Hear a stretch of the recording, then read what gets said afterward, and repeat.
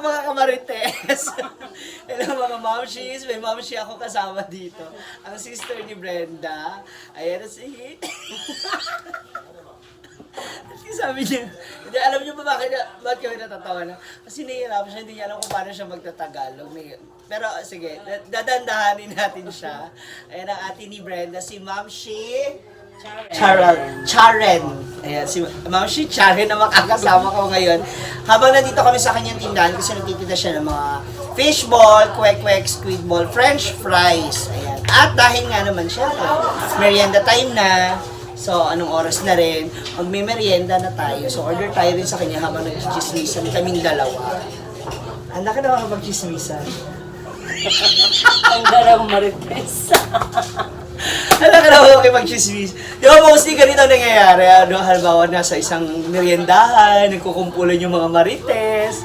Ayan, so, ngayon, mag-marites ako dito kay Ate Sharon kasi nga, para malaman ko rin yung yung mga childhood days nilang dalawang magkapatid ni Brian Roy Tagalaw. Okay. Ay, pero gusto ko muna ditong kikiam. Pero gusto ko half cook. Magkano isa to? 3.10 na.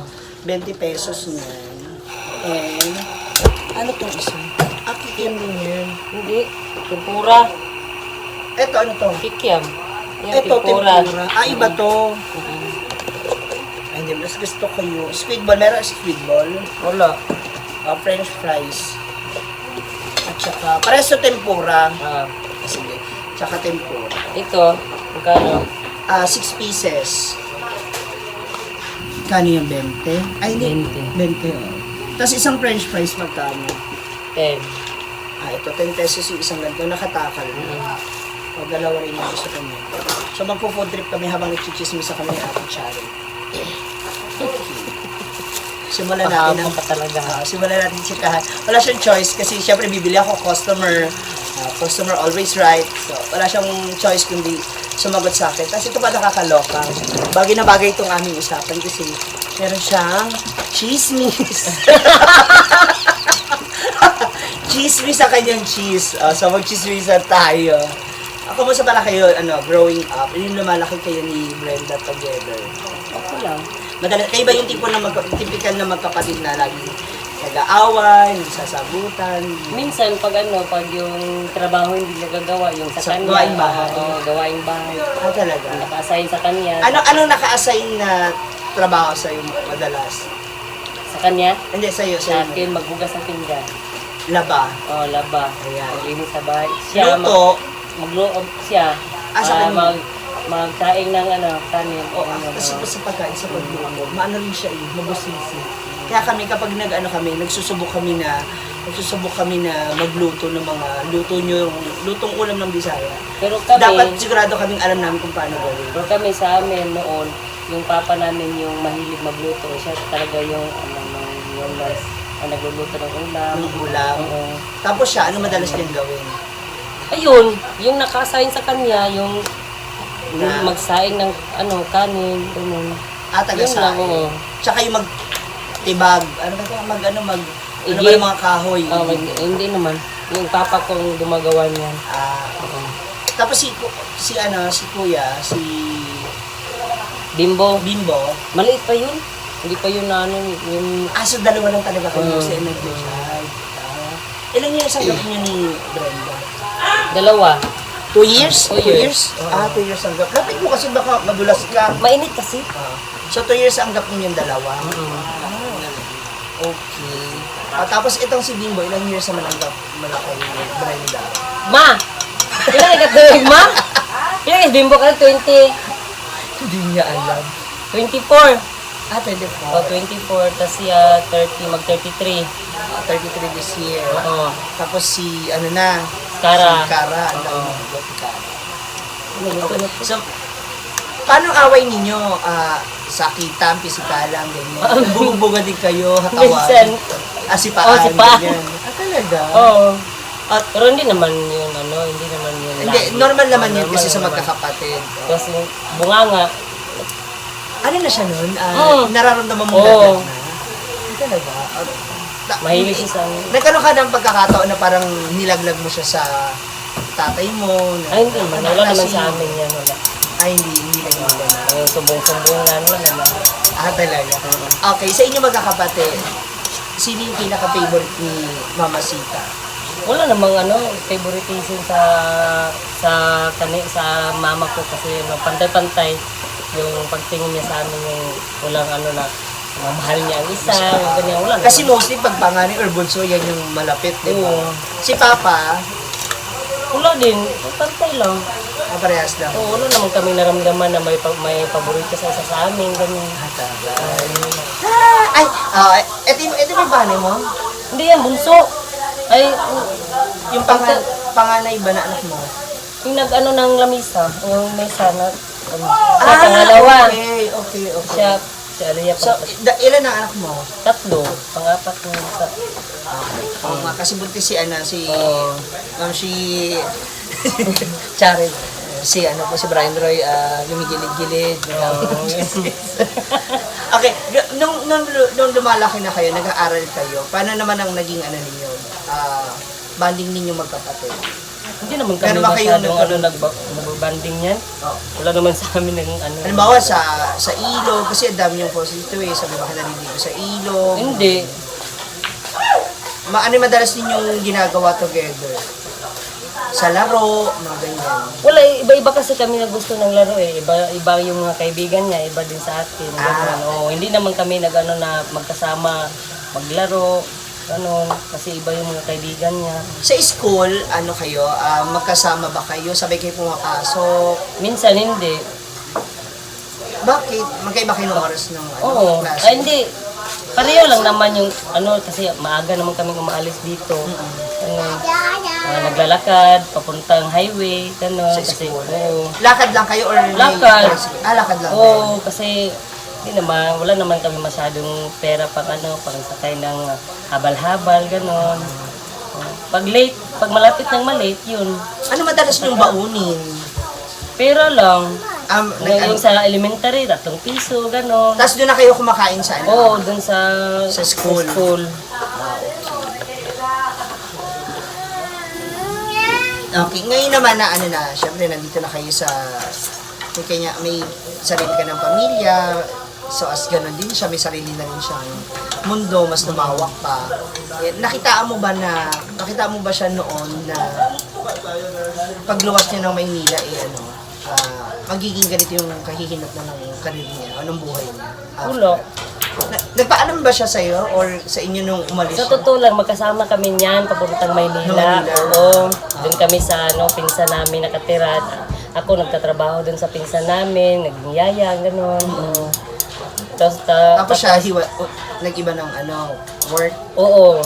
Burger machine pa yung trabaho niya noon. sa burger. Sa burger. Tapos nakita mo ba na magkakaroon siya ng ganitong Baso sa nga dapo.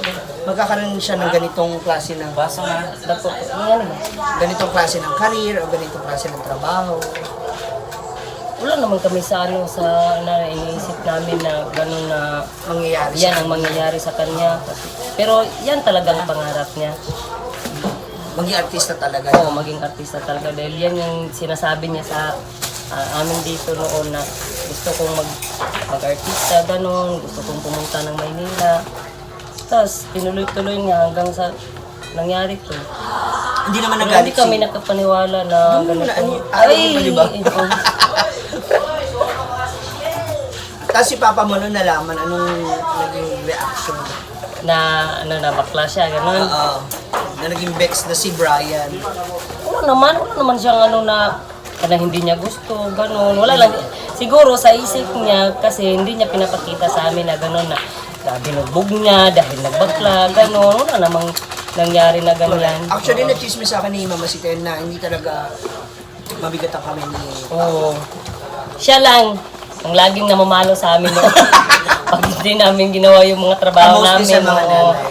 Oo, gano'n naman talaga. Ikaw ba ganyan ka ring nanay? Oo. Mabunganga ka or mapanakit? Diyan ako nagmana sa kanya. Kasi yung disiplina. Oo. Alam mo yun? Tama. Okay. Sa pagiging kapatid, stricta ka, mahigpit ka ba? Ganyan. Yung tipong, pag naglaro ako, tsaka ka lang maglalaro, gano'n. Wala, hindi naman ako naging ganyan sa kanya. Kasi sa bagay parang ilang taon lang yung gap nyo. Parang magkasunuran nga Oo, kayo. dalawa. Halos na. Kayo magkasunuran talaga ng edad. Noon nga nung napagalitan kami, pinapalo kami, wala akong siya ang may kasalanan, pinaluhod ng yung munggo or asin. Yung ang ginawa ko, para patas kami, lumuhod din ako. Para, oo, ganun. Yun ang ginawa ko, para patas kami na Naparusahan. oo.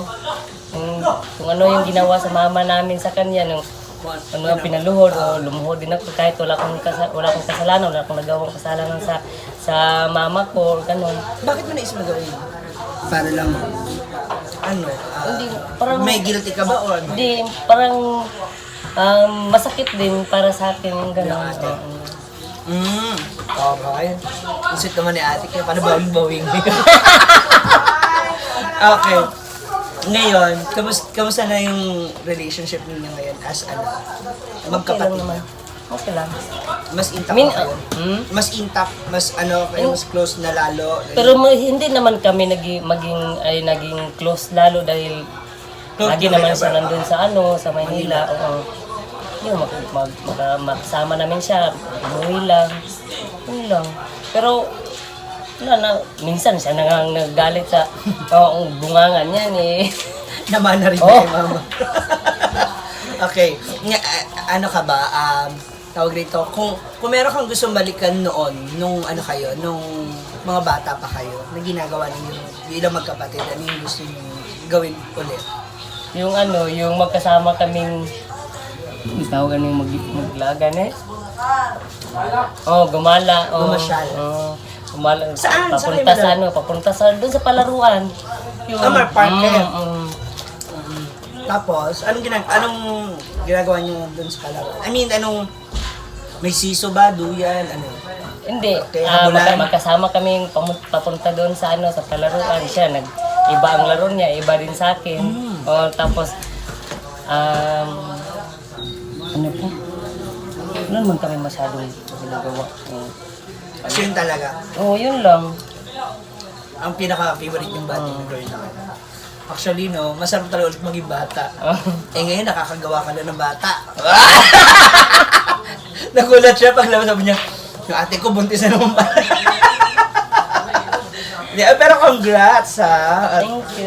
Paano man ha? Wala, hindi pa. Wala. 4 months pa.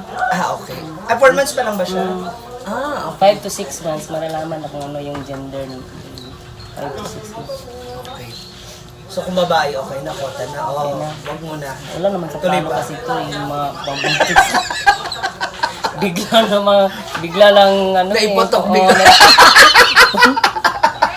dumating lang bigla. Pero feeling ko babae. Ikaw, ano sa Sana. feeling ko babae. Kasi Feeling parang, ko rin kasi yung naglilihi ako sa kanya, yun din ang nangyari sa ngayon. Sa kanila, wala naman. Wala naman akong naramdaman na kasi hindi naman yung aura mo, hindi naman nahagard. Kasi ba may nagbubuntis na haggard tignan, stress tignan, hindi naman. Feeling ko talaga babae yan. magbilang ang mga kasama. Kung babae ba meron ng pangalan? Wala pa. Hindi mo naman ibibrenda eh. Carlota. Carlota. Ayan. Ito. Kasi nakikita ko itong mga post mo eh. Sabi ko, actually masarap yung sauce. Ang lihim, ang masarap sa ganito mga klase ng tinda, yung mga ganitong street food na fishball kikiam, is yung sauce ang magpapasarap, hindi yung mismong product. Kaya okay itong sauce. In fairness, perfect. Ayan. Nako. Marami pa tayo ibang chichismisin dito sa lugar ni Brenda. Mahaba-haba pa tong aking panahon dito. Thank you sa libreng merienda. Times 2 nga ibabayad mo dyan kasi ini-interview mo ako. May TF Joke lang, pala. joke May lang. TF pala siya bigla. Ayun, maraming salamat ate. Thank you. Okay, salamat. Kinaya mo magtagalog. Pumunta kayo dito. Oo sa lugar naman no. namin. Ilang beses ko na talagang tinakang pumunta rito. Kaya Oo na nga, talaga ako yung last year hindi Ang ka- dami, Diba, oo. gusto mo pumunta dito nung May ba yun? Pwede. Kasi lockdown, diba? Tapos nung paglabas niya ng Q&A, homecoming, dito tuloy. Oo. TBB, ito lang. Ang daming chance. at least ito, tuloy na chismisa namin. Tsaka nakaligtas, nailagpas mo yung Tagalog usapan natin. Hindi, kasalanan mo na. Yun naman, marami pa. Buti ka wala kayo naman ako, kundi kayo talaga magiging suki ni PBB. Yan, maraming salamat. Thank you, ate, sa chismisan. Kain tayo. Masarap ba? Yung sauce, gusto ko. It's DJ.